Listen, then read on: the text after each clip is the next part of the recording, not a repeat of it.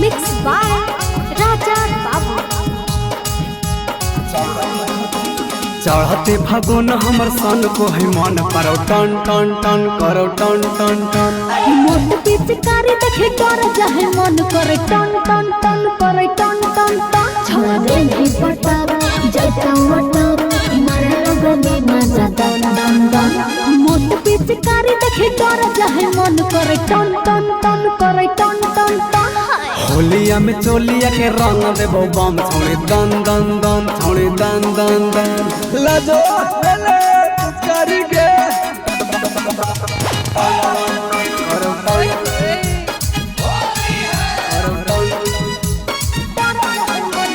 सुगंधारी recording studio से पूरा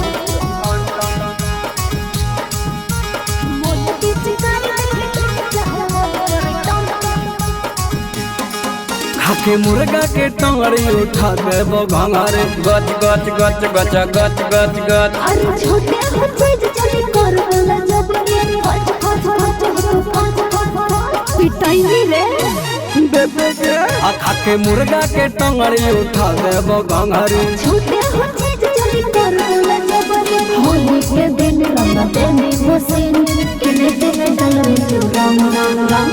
चुप पिचकारी देखे कर जाहे मन करे टन टन टन करे टन टन टन। तोरा देखिए के बिल लगो ठोक दियो किल छोड़ी दन दन दन हमें दन दन दन।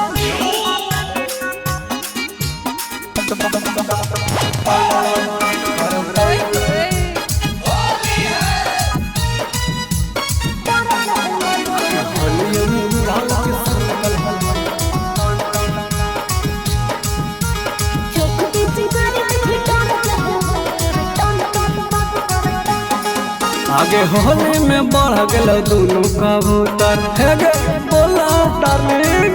अरे रंग जाहे तो छिंदा रंग जाहे हर बड़ी पागल कबूतर है रे। हम डालबे करबो के आगे होली में बढ़ गलो दोनों कबूतर। रंग जाहे तो छिंदा रंग जाहे राजा संदीप विकास के सर रिश्तों के करो फन फन फन। चुप पिचकारी देखे कर जाहे मन करे टन टन टन करे टन टन टन। आगे होलियों में बुढ़ाओ के सन कल हम मन करो टन टन टन करो टन टन टन। हर